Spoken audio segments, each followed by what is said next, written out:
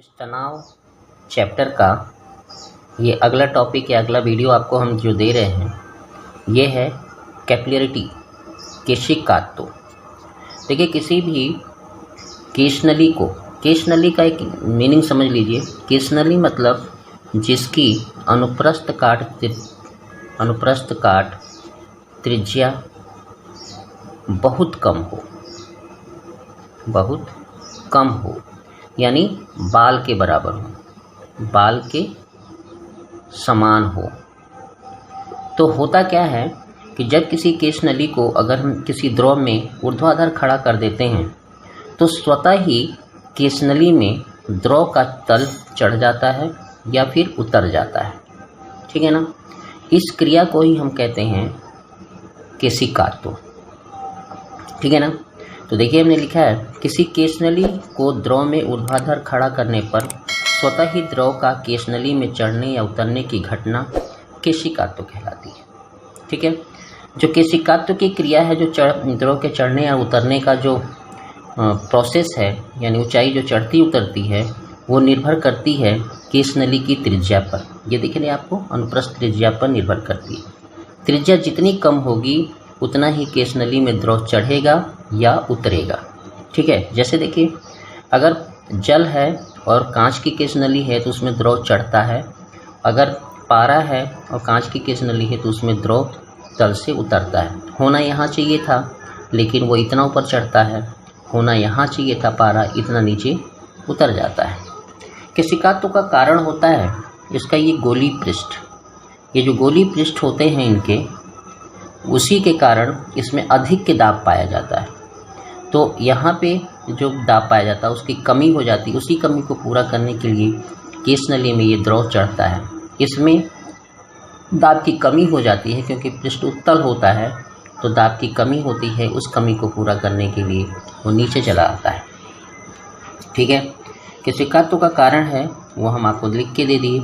केशनली को खड़ा किया जाता है द्रव में, तो द्रव का तल उत्तल या अवतल होने के कारण केशनली में अधिक के दाब, ये दाब मिलता है जिसके कारण द्रव चढ़ता और उतरता है। केशिकात्व के कारण जो केशनली में चढ़ने वाले द्रव की जो ऊंचाई का सूत्र है h = 2t cos theta r रो g। यहाँ पे t द्रव का पृष्ठनाम, थीटा स्पर्श कोण, r केशनली की त्रिज्या और रो द्रव का घनत्व और ये गुरुत्वीय त्वरण।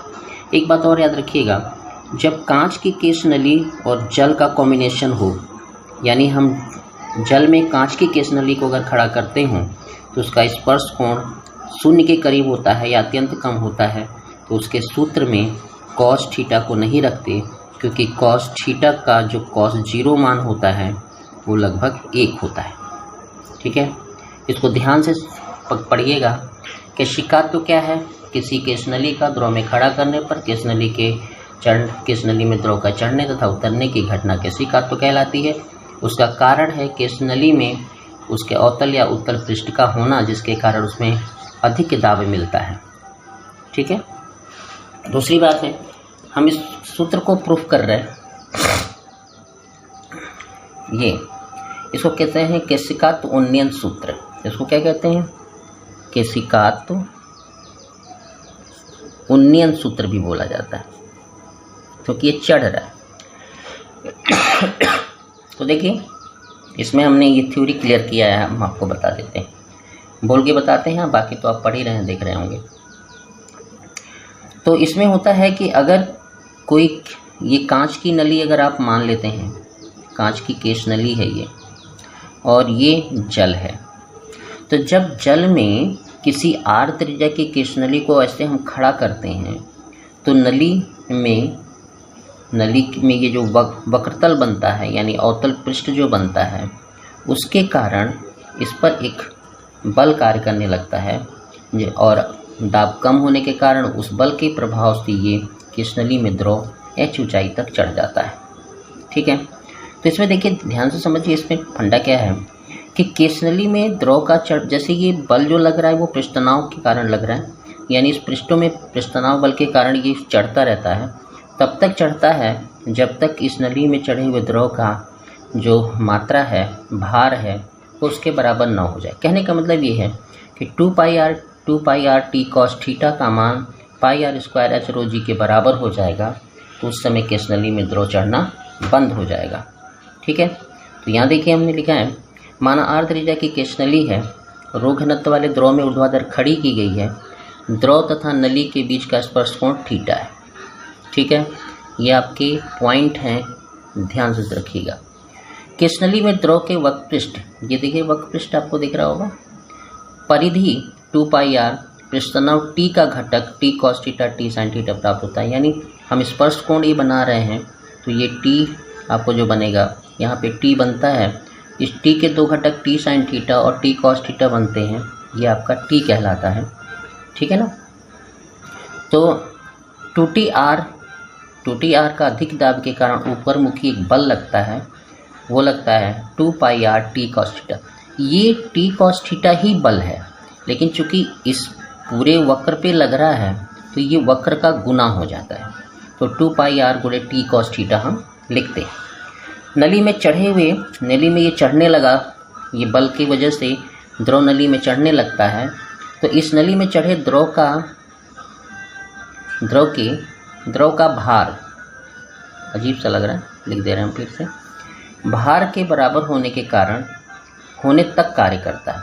यानी जो चढ़े हुए द्रव की ऊंचाई है वो जब तक इसके भार के बराबर होने तक कार्य करता है। यानी चढ़ने की क्रिया तभी चलती है जब इस द्रव में चढ़े द्रव का भार के बराबर हो जाए।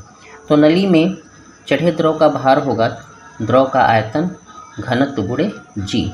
तो द्रव का आयतन क्या होगा भाई, इतनी नली में चढ़ी है तो पाई आर स्क्वायर एच रो जी।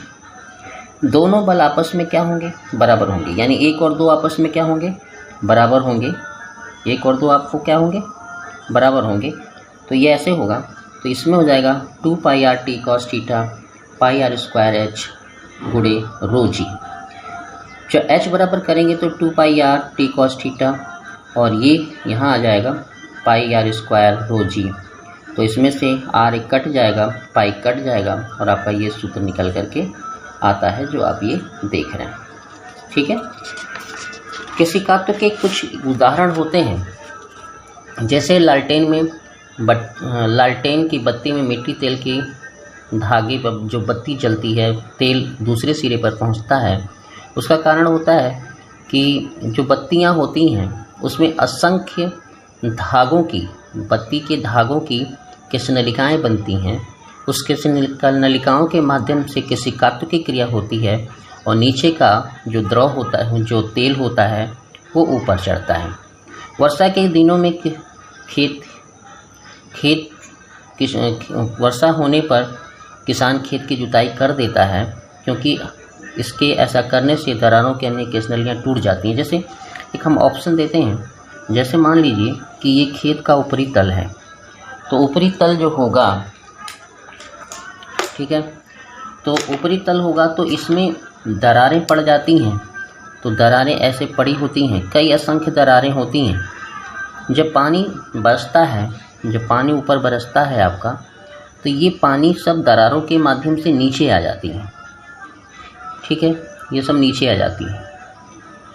ठीक है, अगर नीचे आ गई और अगर ये केशनलिकाएँ बनी हुई हैं तो केशिकात्व की क्रिया होगी, और ये सारा का सारा पानी ऊपर चढ़ जाएगा और तली पर आ जाएगा।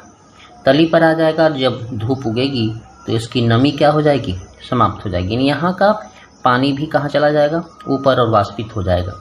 तो किसान क्या करता है कि इस खेतों को जोत करके इसकी केशनलिकाओं को तोड़ देता है।